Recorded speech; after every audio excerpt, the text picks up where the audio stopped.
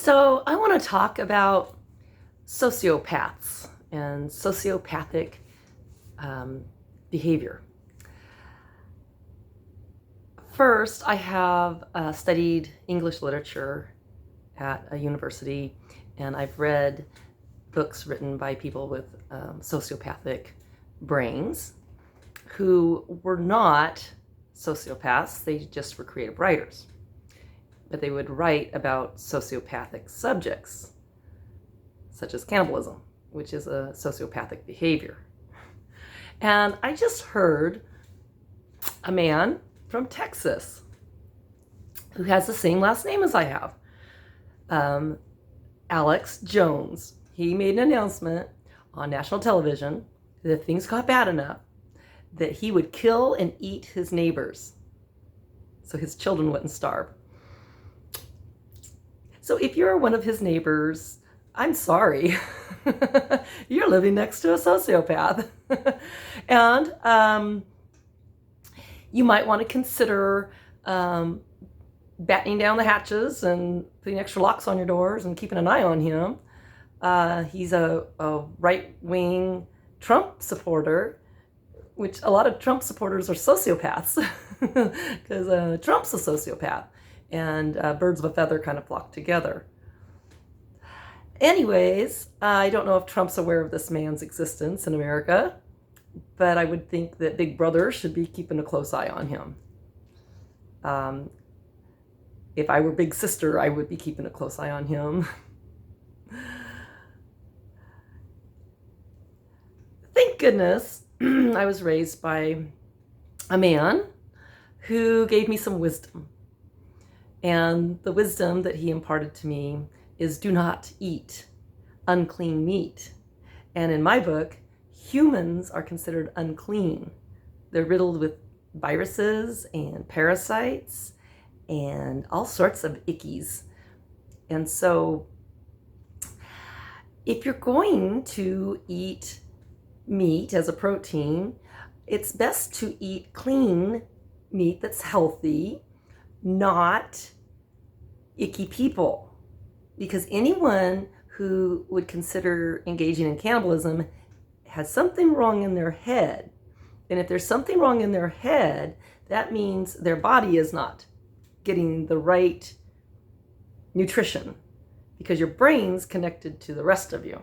And the thoughts that you have and the intentions you put out there, hopefully, since Alex Jones makes a lot of money as a conspiracy theorist in the radio and stuff, and he's gotten his attention because of all those outrageous things he says, hopefully he is only joking.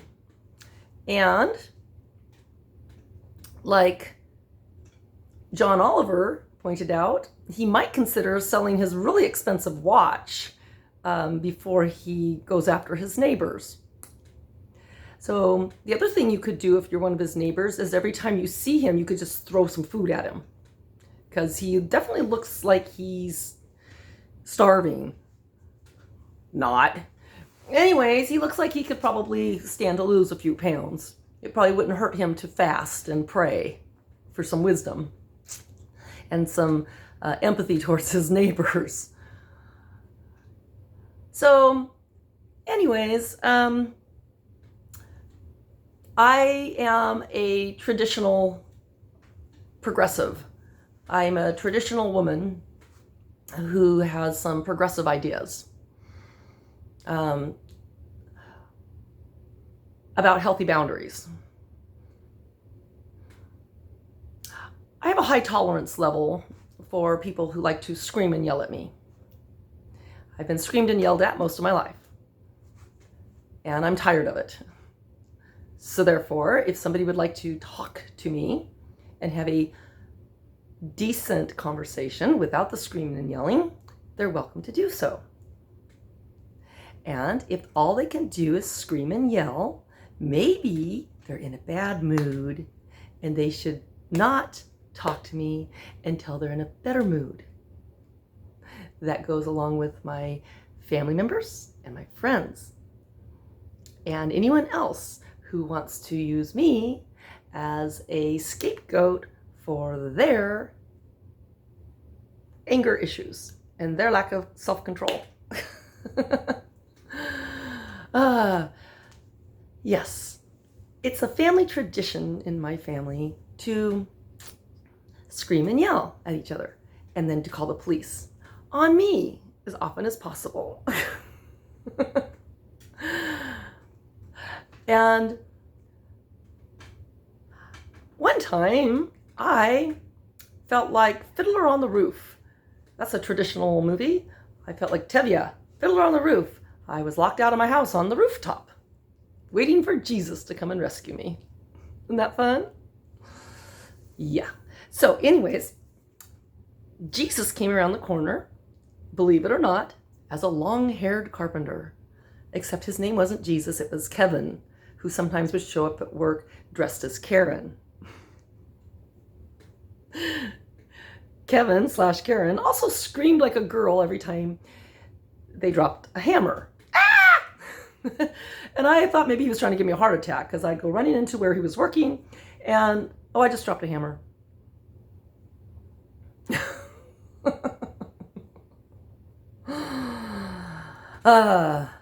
People.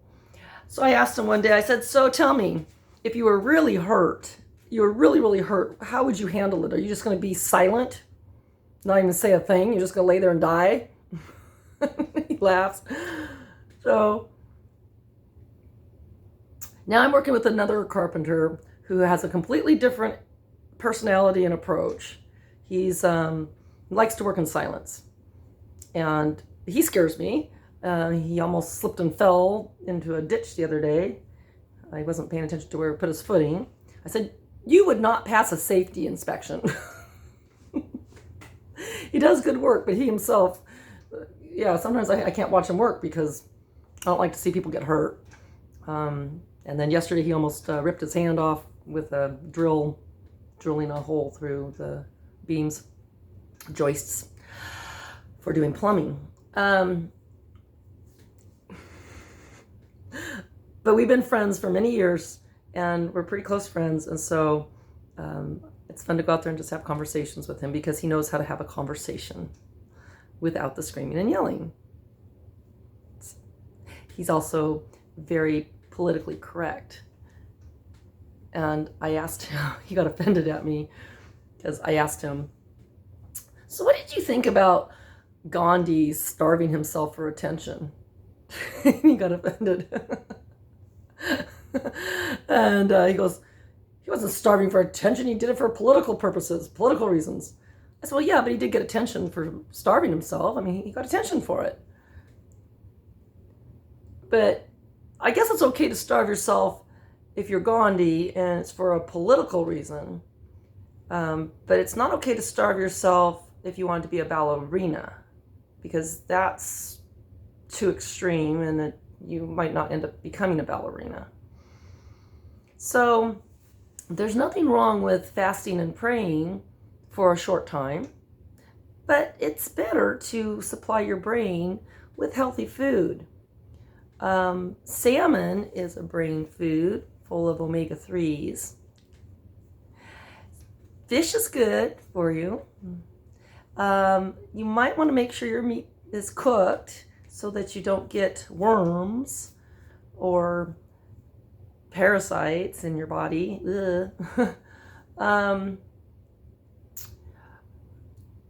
Reading books is good for your brain. If you do want to have a worm in your brain, you might want to have a bookworm in your brain.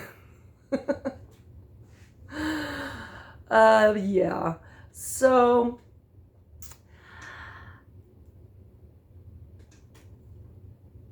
I lived once with a sociopath. More than once, actually. Yes, I lived with a man for 20 years who definitely has some issues with communication and the inability to communicate. But he definitely had a great ability to scream and yell and throw his weight around and make threats to me and my children, which of course he then did carry out in part. He's a liar and a thief. and a narcissist. And pretty much kept me in a Stockholm Syndrome marriage. It was fun. But it was all for my own good because he wanted to protect me. Maybe from people like the woman on drugs who attacked me to the pavement and tried to kill me. That's sociopathic behavior, by the way. She only spent 4 days in jail. Be careful if you go to Portland, Oregon. That's where she told the judge she was heading. I heard the violence in Portland's on the rise. I guess the potential for violence in Texas is on the rise too, from the reports of Alex Jones. I gotta watch out for those Joneses. So, anyways, John the Baptist once lived on honey and locusts, grasshoppers. They're a protein source.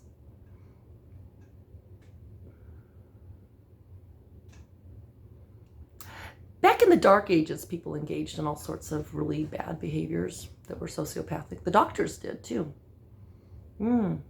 With the plague and the boils. I was researching this stuff because this is what I kind of do, is research. And the doctors would try to heal up the plague by actually doing more harm than good. They would take like human feces and make a paste and put it on an open sore. Ugh. Or they would take fluid from a cadaver and put that on an open sore. Ugh. Pretty much everything the doctors did to try to help these people who had come in contact with the plague killed them instead of healing them. The best thing the doctors could have done for some of their patients was to just leave them the fuck alone and just not even go near them. Because the doctors themselves were often spreading the disease, the virus or whatever, and the plague, and causing more people to die. So were the priests. The priests were too. And it did get to a place where the churches were basically shut down, kind of like today. And everyone was just told to stay home and mind their own business. And maybe plant a garden or learn how to cook from scratch. You know how long you can live on a big bag of rice and some beans? That's a protein source. You could go out and, learn how to live on weeds. A lot of weeds are food sources. There's a lot of things you can do before you go after your neighbors. So it's a beautiful day in the neighborhood. Hi, Miss Rogers, Mr. Rogers. I miss Mr. Rogers. I'm glad I have some good neighbors. Thank you for being good neighbors.